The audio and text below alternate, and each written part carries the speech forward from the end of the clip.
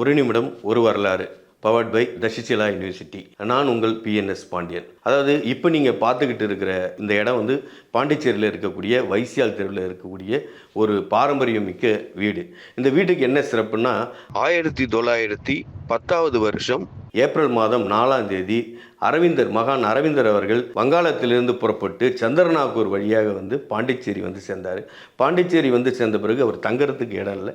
அவரை வந்து தங்க வச்சது சங்கர செட்டியார் அப்படிங்கிற ஒரு பெரிய மனிதர். அவர் இந்த வீட்டில் அரவிந்தரை வந்து குடியிருக்க வச்சார். ஒரு 6 மாத காலங்கள் அவர் குடியிருந்தார். இந்த வீட்டினுடைய சிறப்பு, இன்றைய நாளுடைய சிறப்பு அரவிந்தருடைய வருகை தினம். அதனால் இந்த வீடு பொதுமக்கள் பார்வைக்காக திறக்கப்பட்டிருக்கு.